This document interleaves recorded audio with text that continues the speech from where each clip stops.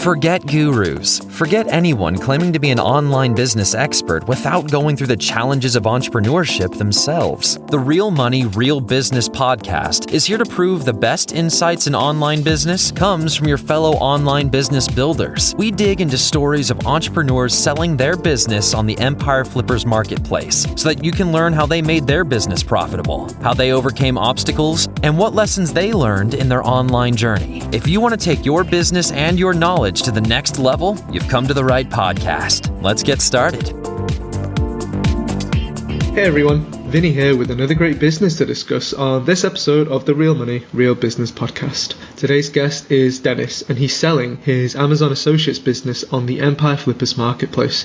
Welcome to the show, Dennis. How are you doing today? Hi Vinny, thank you. I'm fine. How are you? Yes, I'm doing very well. Thank you very much. I'm really excited to talk about your business. It's an exciting content site. We sell a fair few of them, but I'm really excited to look at yours today. Just before we dive in, I just want to talk a bit about your listing. So today's listing is an Amazon Associates and affiliate business that's in the home niche, and it was created in November 2017. The average monthly revenue for the business is $57,138, and it makes an average of $48,114 per month in net profit. The assets that are included in the sale are a primary domain and all of the site's content and files, social media accounts, SOPs including keyword research, content template, and also 10 unpublished articles, writer relationships, and a browser notification subscribers list with over 4,600 subscribers, alongside Google Ads campaigns. You can head over to empireflippers.com/marketplace and search for listing number 49207 if you want to learn more about the business. If you want to start your due diligence, just remember to unlock the listing first. So, Dennis, with all that out of the way, tell me a bit about yourself. Like, how did you get into online businesses? Was this something that friends told you about, or did you discover it by accident? Tell me how you got into this industry. Yeah, sure. I've got a software developer education. Being a student, I already started to develop and promote website as well as to monetize this traffic. In 2007, I started a digital agency, and from that moment, I've been in digital marketing on a full-time basis. During these years, we've been doing SEO, launching and optimizing marketing campaigns for our clients in different niches, and making websites as well. So I've gained huge expertise in everything that has to do with websites, search engines, traffic. Wonderful. Dennis, that sounds like you've definitely learnt a lot along the way. Sounds like you got in there while the industry was still quite young and early, and obviously you've put all that knowledge and expertise into great effect, building this really, really big content site. That sounds excellent.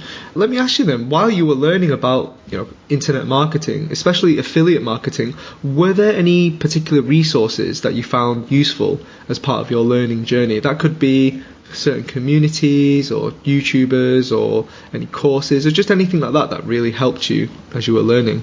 I read a lot of sources. Let's say Neil Patel inspired us to improve our content all the time. And nichepursuits.com is excellent site for monitoring interesting niches and studying stories of success. So there are a lot of sources, but these two are very good. Yeah, I agree. Though Neil Patel just seems to be everywhere, doesn't he? He's got material and resources for everything. So that's definitely a good shout. Let's talk about this particular business then, Dennis. How did you come up with the idea to start this affiliate business in the home niche? Well, it was all step by step. In 2017, we had a portfolio of informational websites developed especially for Russia with millions of visitors monthly. We've got organic traffic and monetized ads and affiliate offers. And sites were bringing a good revenue, but that model meant you have to create a lot of low quality content.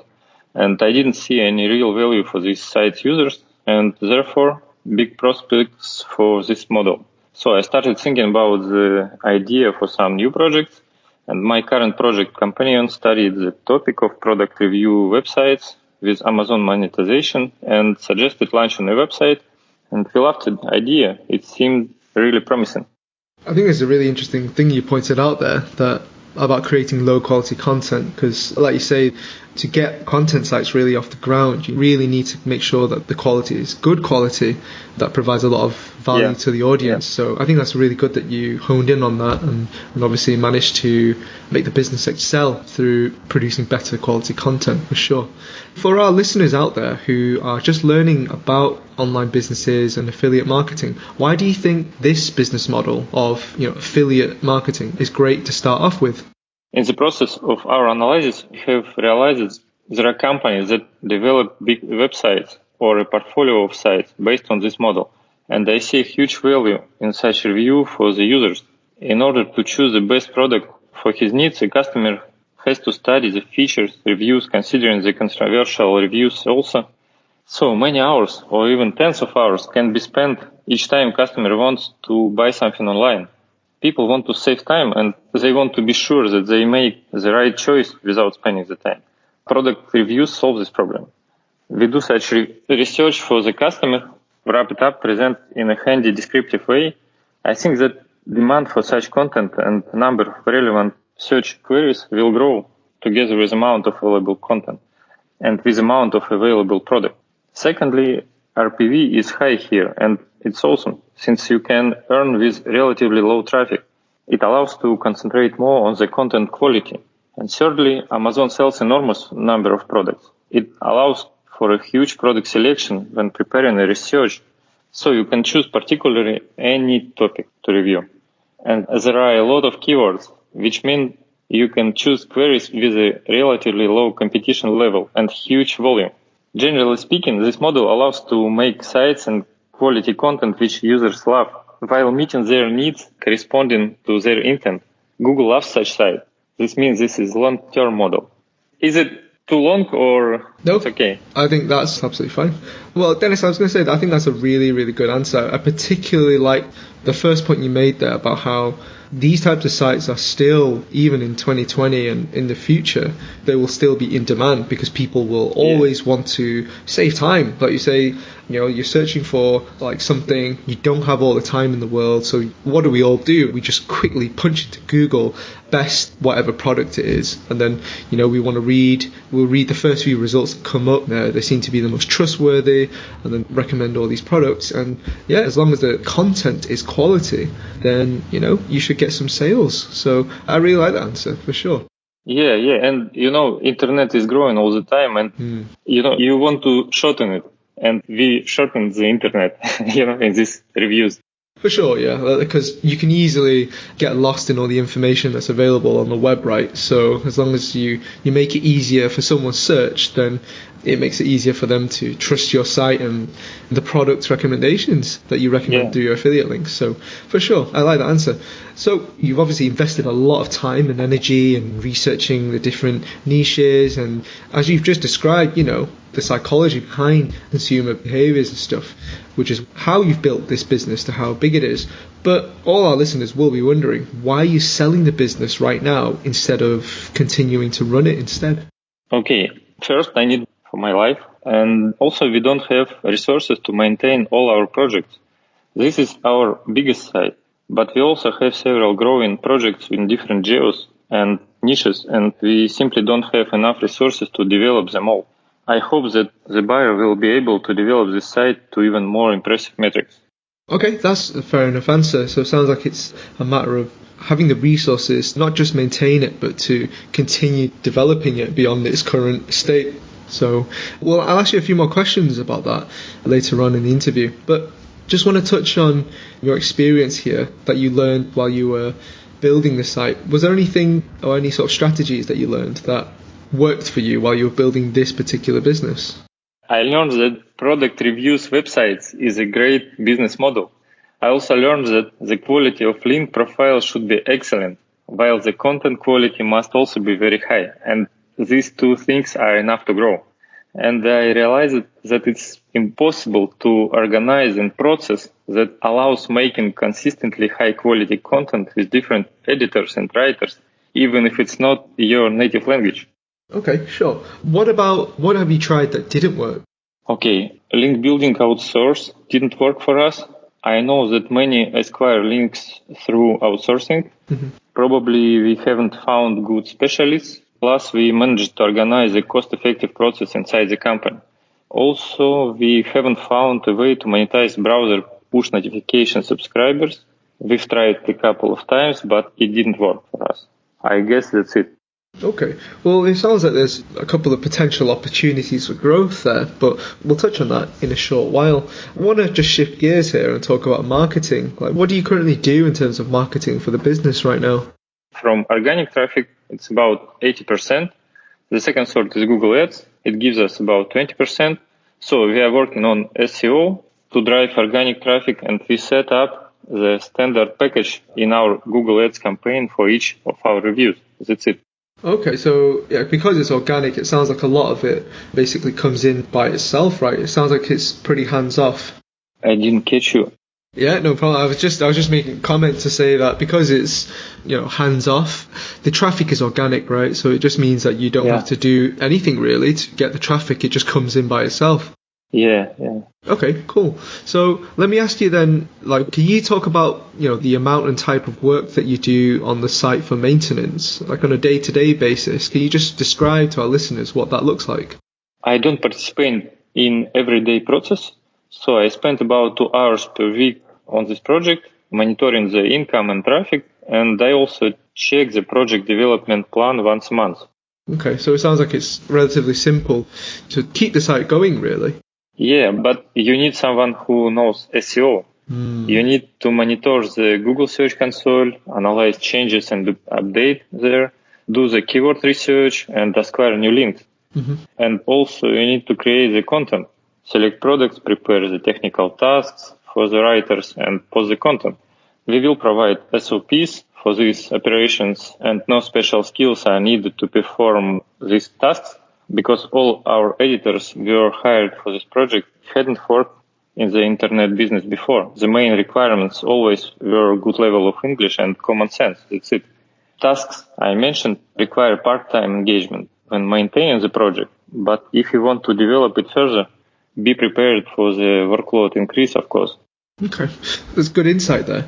Let me ask you, Dennis, then, if you did stay with the business and continue to run it, what are some ways that you try to grow the business? The amount of content and links, it's essential. The process should be continuing to be worked on. Besides, it's good to perform tests and optimize the conversion rate. I think there is room here to income increase since we haven't performed such conversion rate optimization. And I just continue making new content and acquiring links. And I would concentrate on the links even more. We have about 1,000 high quality in-depth reviews on our site now. And this content have vast potential with more links. I'd also join more affiliate programs and add links to them as well to offer more buying options to our users. The most promising partners Target, Wayfair, Walmart. Some of them have higher commissions than Amazon, up to 8%. In addition, I'd involve more manufacturers and niche online stores through such platforms as CJ.com, ShareSale, Impact.com. Some of them should convert well and propose commissions up to 10%. Okay, no, that sounds like there's definitely lots of avenues to grow, which is great. But if we look at some of the risks with the site, all businesses have risks, right? So what do you think are the biggest risks with this business that a buyer should be aware of? Well, in SEO, the biggest risks are connected with Google updates. However, we've passed through several Google updates with growth, as our site is better than its competitors in terms of design and content quality. And link profile is also high quality and should raise no questions. Another risk is Amazon's program conditions change because it's our main partner. However, they've already decreased the commission more than twice in April 2020 during the COVID lockdown demand increase. That's why I doubt there will be any further decrease in the nearest time. Moreover, a month ago, some partners received a letter with notification about temporary increase of commissions. It looks like Amazon is testing raising the commissions and will apply it to all the partners if they see any positive effect. As minimum, they are considering an increase of commission instead of decreasing them now. I guess that's it. Well, apart from the fact that life and business are always full of risk. Yeah, well said. There's always risks as far as business is concerned, for sure. Just the last few questions for you here, Dennis, then. How much support are you offering to buyers? Is it the standard 30 days of email support and Skype calls? I'm ready to provide as much as needed for seamless transition. Email communications, several Skype calls during the first 2 months, for instance. Our specialists are ready to demonstrate all the standard procedures in detail. Even if after that any questions arise, we are ready to help. Also, we will pick 30 topics to enlarge the site, and we will also prepare 10 articles ready for publication in order to consistently publish the content during the first months while buyer is hiring the team and getting things working well. Well, that's really great to hear. Are you willing to commit to a non-compete? Yes, I would. Great. And are you open to negotiating something like an earnout? I'd rather get full payment in advance. I'm selling the site since I want to get some money out from the business. Mm-hmm. However, I'll consider offers with a part of the payment in a form on an earnout. Okay, that's also great to hear. So last question for you, Dennis, here then. If you put yourself in the shoes of a buyer, why do you think this is a business worth buying? Okay, as SEOs say, Google lights. There was no any Google core update which caused a drop in traffic. This shows that the website was made correctly. It's great visually and technically, logically organized, and has good content quality. Because the website is steadily in top for hundreds of keywords and in top 10 for thousands. The site has a unique professional design and one of the best in the niche also. And greatly improved content management system of the site. Now it allows to change its design and the product information without a need to change the repeating product in each article or to change anything in the content inside the article.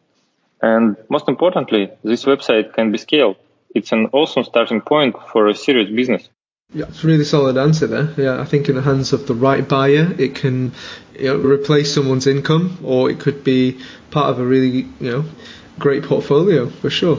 Is there anything else that you'd like to share that you think I might have missed today?